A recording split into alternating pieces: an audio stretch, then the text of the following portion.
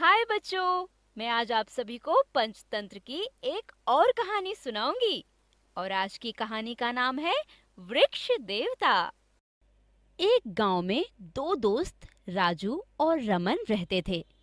राजू बहुत ही ईमानदार, मेहनती और अच्छे स्वभाव का व्यक्ति था। और इसके विपरीत रमन बहुत ही दुष्ट, क्रूर और धोखेबाज था। एक दिन रमन ने सोचा कि राजू बहुत ही मेहनती है और मेरा तरह तरह की योजनाओं को बनाने में कोई जवाब नहीं। अगर हम दोनों के गुण मिल जाएं, तो हम दोनों मिलकर कमाल कर देंगे। मैं उसे अपने साथ शहर ले जाऊंगा ताकि हम दोनों मिलकर खूब सारा धन कमा सकें और बाद में मैं अपनी चालाकी से उसका भी धन हड़प लूंगा। यह सोचकर रमन राजू के पास जाता है और बोलता है, मेरे प्यारे दोस्त, मेरे दिमाग में एक योजना आई है जिससे हम दोनों को फायदा होगा और हम दोनों ही भविष्य में सुखी जीवन जी सकेंगे। कौन सी बात मित्र, मुझे जल्दी बताओ। मैंने सोचा है कि क्यों ना शहर जाकर धन कमाया जाए। जी कोई भरोसा नहीं है, पता नहीं हमें कब और किस वक्त धन की आवश्यकता हो जाए और घर की जिम्मेदारियां भी आ जाएं। बात तो तुम सही कह रहे हो मित्र, बिना धन के तो कोई भी काम संभव नहीं है। मैं तुम्हारे साथ चलने को तैयार हूँ। अगले ही दिन दोनों मित्र शहर की ओर चल देते हैं। दोनों को ही शहर में एक सेठ के पास नौकरी मिल जाती है। काफी समय तक वह उसी सेठ के पास नौकरी करते हैं। एक दिन दोनों मित्र बैठकर बातें कर रहे होते हैं। दोस्त, 1 साल हो गया है हमें इस शहर में रहकर धन कमाते हुए। हमने पैसा भी बहुत कमा लिया है। मेरा तो अब यह मानना है कि अब हमें अपने गांव लौट जाना चाहिए। हाँ, बात तो तुम सही कह रहे हो मित्र। हम कल ही अपने गांव वापस चलते हैं। मुझे भी गांव की बहुत याद आ रही है। अगले दिन सुबह दोनों मित्र अपना अपना धन लेकर गांव की ओर चलने लगते हैं। उनके गांव की तरफ का रास्ता एक जंगल से होकर जाता था।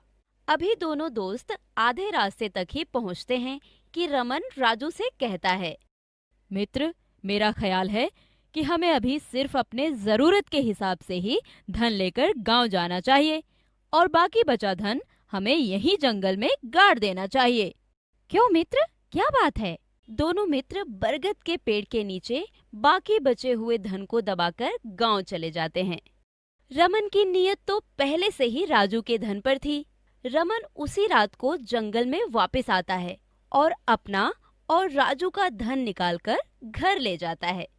कुछ दिनों के बाद रमन राजू के पास जाता है और बोलता है, राजू, मेरे मित्र, जरा तुम मेरे साथ जंगल चलो। मुझे थोड़े से धन की आवश्यकता है।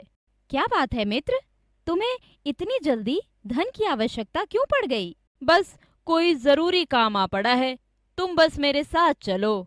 ठीक है, चलो।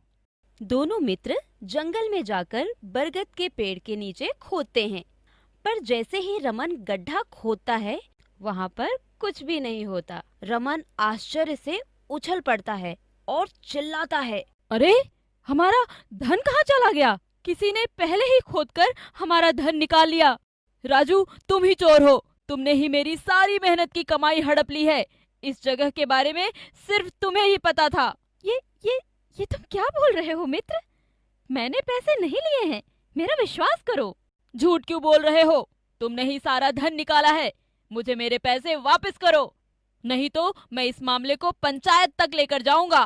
राजू ने अपने आप को सही साबित करने की बहुत कोशिश की, पर रमन अपनी बात पर अड़ा रहा और इस मामले को गांव की पंचायत तक लेकर चला गया। गांव की पंचायत का दृश्य। मुखिया जी, राजू ने मेरे पैसे चुराए हैं और अब यह मुकर रहा है। अब आप ही न्याय करें। नहीं नहीं मुखिया जी, मेरा विश्वास करें, मैं बेकसूर हूँ। मैंने कोई चोरी नहीं की है। तुम दोनों की बातें सुनकर तो इस मामले का फैसला करना थोड़ा मुश्किल लग रहा है, क्योंकि तुम दोनों के पास ही अपनी बातें सही साबित करने का ना कोई गवाह है और ना कोई प्रमाण। नहीं नहीं मुखिया जी, मेरे पास राजू की चोरी का गवाह भी है। मैं यूं ही नहीं चिल्ला रहा हूँ। पंचायत के सभी लोग हैरानी से एक दूसरे की तरफ देखने लगते हैं। ऐसा कौन सा गवाह है तुम्हारे पास? मुखिया जी, जिस बरगद के पेड़ के नीचे हम दोनों ने धन दबाया था, उस बरगद के पेड़ में सदियों से वृक्ष देवता रहते हैं। उन्होंने जरूर इसको चोरी करते हुए देखा होगा। मेरा पूरा विश्वास है उन पर। यदि उनसे चोरी के बारे में पूछा जाए तो वो जरूर बताएंगे।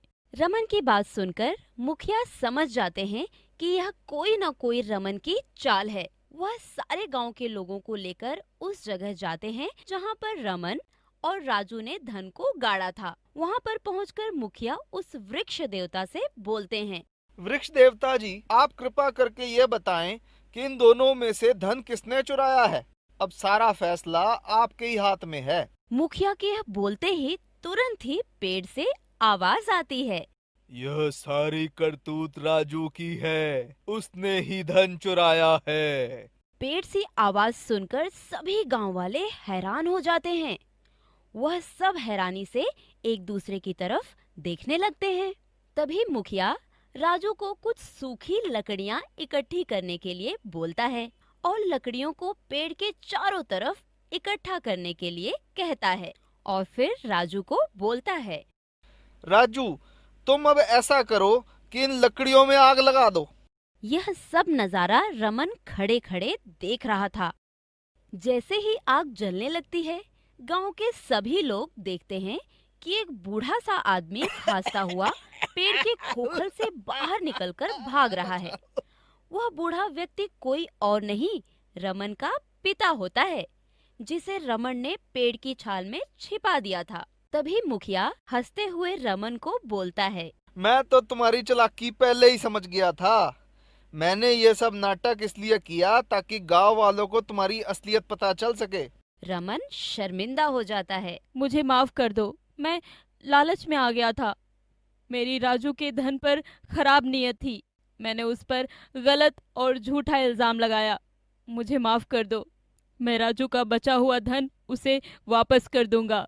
मुझे माफ कर दो मेरे दोस्त। और रमन सारे गांव वालों से माफी मांगता है। इस कहानी से हमें यह शिक्षा मिलती है कि हमें किसी का बुरा नहीं करना चाहिए।